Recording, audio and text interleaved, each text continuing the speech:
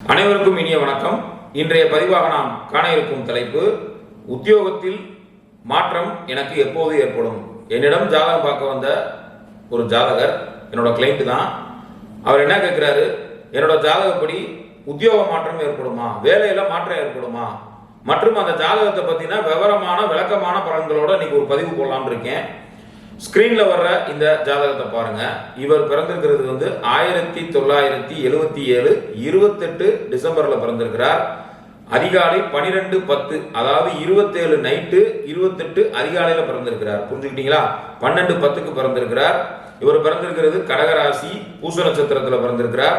லக்னம் கன்னியா லக்னம், லக்னத்துல ராகு, 7ல கேது, 4ஆம் இடத்துல சூரிய பகவான் சுக்கிர பகவானோட இருக்கிறார். 3ஆம் இடத்துல புதன் பகவான் வக்ரகதியில இருக்கிறார். 10ல குரு வக்ரமா இருக்கிறார். 11ஆம் இடத்துல சந்திரன் செவ்வாய் வக்ரம் நீசமாயி வக்ரம் பெறுறார். 12ல சனி வக்ரம். இதுதான் இந்த ஜாதகத்தோட நிலை. சரிங்களா?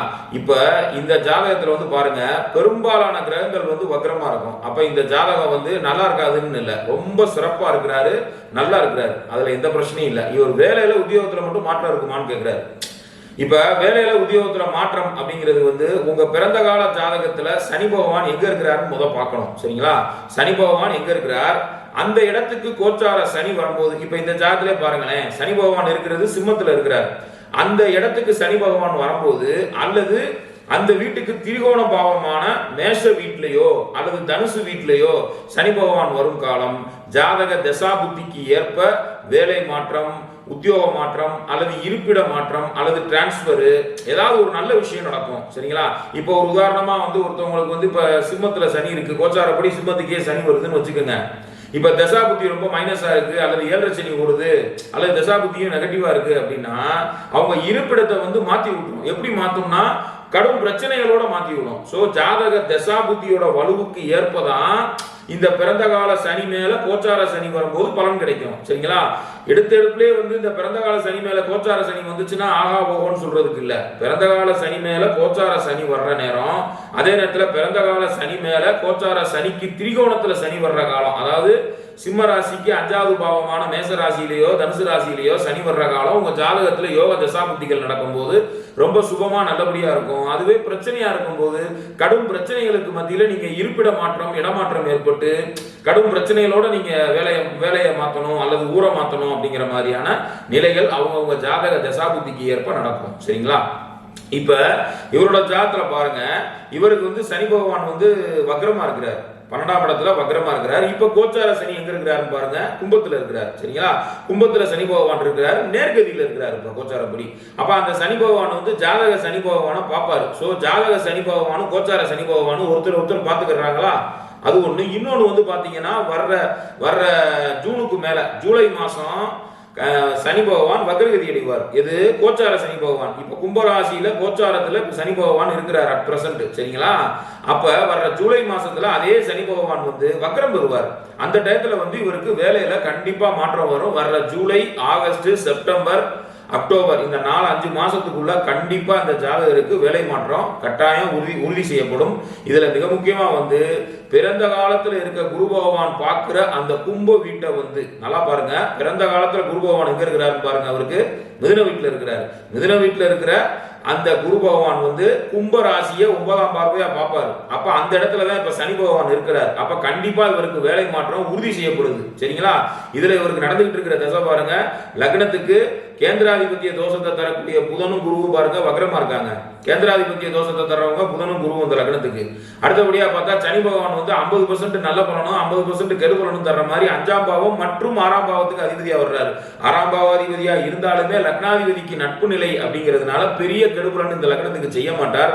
ஆனாலுமே ஒரு ஆதிபத்தியம் நல்ல ஆதிபத்தியமாகவும் இன்னொரு ஆதிபத்தியம் 6ஆம் ஆதிபத்தியம்னு வர்றதுனால முழுக்க யோகாதிபதி இந்த லக்னத்துக்கு சுக்கிரன் ஒருவர் மட்டுமே. இதுல எந்த மாற்றமும் இல்லை. கன்னி லக்னத்துக்கு சுக்கிர பகவான் ஒருத்தர் மட்டும்தான் முழுமையான யோகர். சரிங்களா? 2-9 கூடிய ராஜ யோகாதிபதி. லக்னாதிபதி புதனுக்கு அதிநட்பு. சரிங்களா? லக்னாதிபதி புதனுக்கு அதிநட்பா இருக்கிறாரு சுக்கிரன். சரிங்களா? அவரு 2-9 கூடிய ராஜ யோகாதிபதி. அவர் 4ஆம் இடத்துல திக்பலம் பெற்று சூரியனோட சம்பந்தப்பட்டு புதனும் அங்க சேர்றாரு. எப்படி புதன் சேருவார்னா, 3ஆம் இடத்துல வக்ரமா இருக்காரு. விருச்சக ராசி கேட்ட நட்சத்திர 4ஆம் பாதத்துல வக்ரகதியா 29 பாகையில இருக்கிறார். சுக்கிரன் வந்து 6 பாகையில் இருக்கிறார். சரிங்களா? 6 பாகையில் இருக்கிற சுக்கிரனை 29 பாகையில் இருக்கிற புதன் வந்து 7 பாகைக்குள்ள இணைகிறாரு. அப்ப லக்னாதிபதி புதன் வந்து சுக்கிரனோட இணைகிறாரு. குருவோட ஒளி அங்க படும். ஏன்னா 29 டிகிரிக்கு மேல வந்துட்டாரு கிட்டத்தட்ட. சரிங்களா? அதாவது இந்த கட்டத்துல பாத்தீங்கன்னா பாவ கட்டத்துல பாத்தீங்கன்னா தனுசு ராசியில தான் புதன் இருப்பார். சரிங்களா? ராசி சக்கரத்துல புதன் வந்து விருச்சக ராசி கேட்ட நட்சத்திர 4ஆம் பாகத்துல 29 பாகையில இருப்பார். பாவ கட்டத்துல பாத்தீங்கன்னா தனுசு ராசியில தான் புதன் இருப்பார். அப்ப அந்த புதன் வந்து சுக்கிரனோட கனெக்ட் ஆயிட்டார். சோ லக்னாதிபதி சுக்கிரனோடு இணைந்து குருவால் பார்க்கப்படக்கூடிய அற்புதமான அமைப்பு. லக்னத்துல ராகு இருந்தாலுமே இங்க லக்னாதிபதியை போலத்தான் ராகு செயல்படுவார். ஏன்னா கன்னி ராகு யோகத்தை தர ராகு. அப்ப இந்த ஜாதகர் நல்லா இருப்பார்.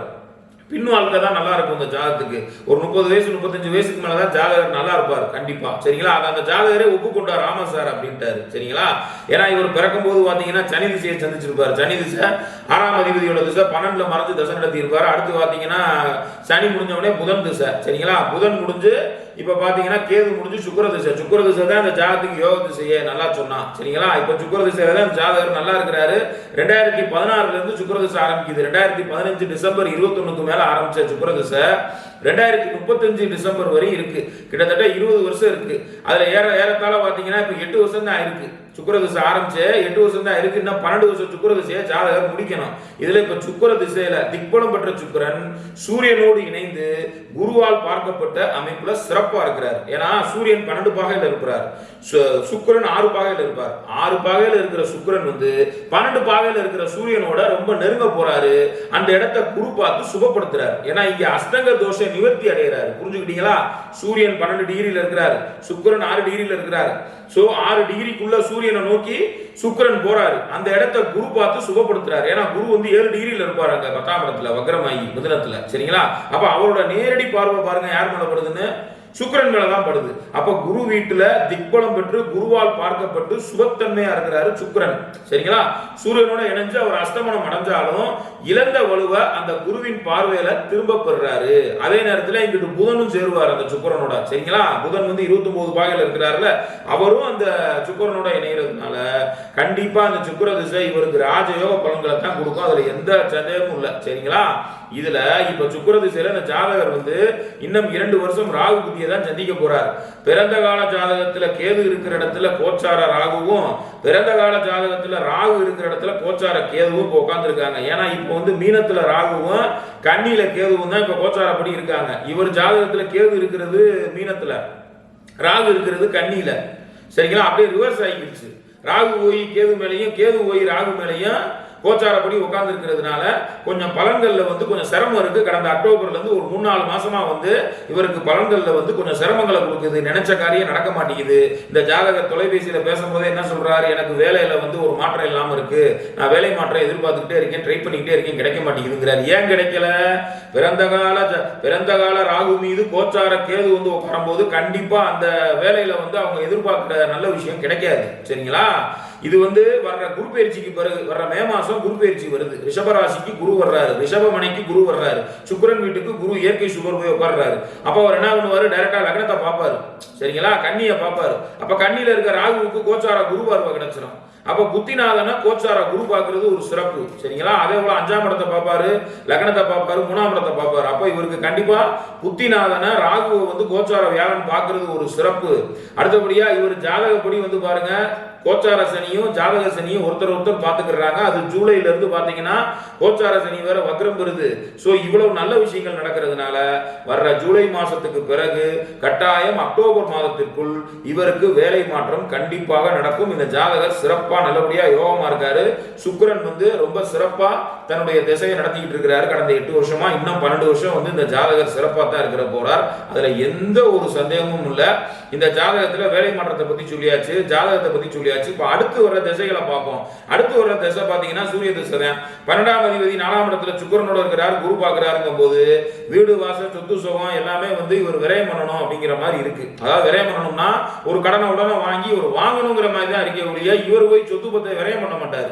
புரிஞ்சுக்கிட்டீங்களா? 12ஆம் அதிபதி 4ஆம் இடத்துல சுக்கிரனோட குரு பார்வையை வாங்கி சூரியன் சுபத்தன்மையா இருக்காரு. அப்ப கன்ஃபார்மா வந்து இவருக்கு வீடு வாசல் சொத்து சுகம் வந்து கடன் பட்டாவது இவர் வாங்கணுங்கிற மாதிரி தான் இருக்கே ஒழிய சொத்து பத்தை அழிக்க மாட்டார் இவர். சரிங்களா? அதுல எந்த மாற்றமும் இல்லை. ஏன்னா யோகாதிபதியோட தசை வேற ஓடுது. இவர் ஒரு வார்த்தையும் கேட்கிறாரு, சார் எனக்கு கடன் பிரச்சனை இருக்கு சார் அப்படிங்கிறாரு. கடன் பிரச்சனை வந்து இவருக்கு பெருசா பாதிப்பு தராது. ஏன்னா சுக்கிர தசை ஓடிட்டு இருக்கிறதுனால பெரிய பாதிப்பு ஒன்றும் தந்துராது. 6ஆம் அதிபதியான சனி வந்து 6ஆம் இடத்தையே பார்க்கிறாரு பிறந்த காலத்துல வக்ரகதி அடைஞ்சு. அதனால கடனால இவருக்கு பெரிய பாதிப்பு ஒன்றும் வந்துட போறது இல்லை. அதனால கவலைப்பட வேண்டாம் அப்படின்னு சொல்லியாச்சு. அதே போல இவருக்கு அடுத்து வர திசை சூரிய திசையும் நல்லா இருக்கும். அதனை அடுத்து வரக்கூடிய சந்திர திசை வந்து அப்படி ஒன்றும் மோசமா இருக்காது. ஏன்னா கன்னி லக்னத்துக்கு என்னதான் சூரியன் சந்திரன் செவ்வாலாம் நல்லது செய்யறவங்க இல்லைன்னா கூட 58 வயசுக்கு மேலதான் அவருக்கு சூரிய திசை வருது. அதுவுமே சுபத்தன்மையா தான் இருக்கு. குரு சுக்கிர தொடர்புல கேந்திரத்துல சுபத்தன்மையா தான் இருக்கு. அப்ப கண்டிப்பா சூரிய திசை ஓரளவு நல்லா தான் இருக்கு. சுபத்தன்மையா இருக்கிறதுனால கண்டிப்பா நல்லா தான் இருக்கும். குரு வீட்டுல குரு பார்வையை வாங்குது, சுக்கிரனோட சூரியன் இருக்காருங்கும் போது 58 வயசுக்கு மேலதான் அவருக்கு வருதுங்கும் போது அதுவும் நல்லா தான் இருக்கும். சந்திர திசை 11ஆம் இடத்துல இருக்கிறதுனால 64 வயசுக்கு மேல வரக்கூடிய அந்த சந்திர திசையும் பாத்தீங்கன்னா அந்த 64க்கு மேல 74 வரையும் சந்திர திசை 11ஆம் இடத்துல ஆட்சியாகி தான் நடத்துறாரு. கிட்டத்தட்ட பௌர்ணமிக்கு அருகாமையில இருக்கிற சந்திரனா இருக்கிறதுனால இவருமே பௌர்ணமியை விட்டு அப்பதான் நகண்டு இருக்காரு சந்திரன். அப்ப இவருமே லாபாதிபதியா இருக்கிறதுனால கண்டிப்பா இவரு நல்ல பலன்களை தான் கொடுப்பாரு. யாரு? சந்திரனுமே. சரிங்களா? லக்னத்துல ராகு இருக்கிறது, அதே போல சந்திரன் போய் ஒரு வக்ர கிரகத்தோட இருக்கிறதுனால இவருக்கு நான் என்ன சொல்லிட்டேன், சிவப்பு கயிறு அல்லது கருப்பு கயிறு கட்டுங்க சார் கையில. ஏதாவது பக்கத்துல அருகாமையில இருக்கிற ஏதாவது துரியான தெய்வம், காவல் தெய்வம், முனீஸ்வரன், கருப்பசாமி, முனியாண்டி, பேச்சு, இப்படி ஏதாவது காவல் தெய்வத்தோட ஆலயத்துல கருப்பு கயிறோ சிவப்பு கயிறோ அந்த கோயில்ல பாதத்துல வச்சு சாமி கும்பிட்டு தேங்காய் பழம் வச்சு கும்பிட்டு அந்த கயிறை கட்டுங்க சார், கண்டிப்பா உங்களுக்கு நல்லா இருக்கும் அப்படின்னு சொல்லி பலன் சொல்லிட்டேன். மேலும் இது போன்ற ஜோதிட தகவல்களுக்கு ஜோதிடர் ஆர் பார்த்தசாரதி, ஸ்கிரீன்ல என்னோட கான்டாக்ட் நம்பர் வருது, வாட்ஸ்அப் நம்பரும் அதுவே. ஜோதிட ஆலோசனைகளுக்கு என்னை தொடர்பு கொள்ளலாம். சேனல் பிடிச்சிருந்தா லைக் பண்ணுங்க, ஷேர் பண்ணுங்க, சப்ஸ்கிரைப் பண்ணுங்க. நன்றி, வணக்கம்.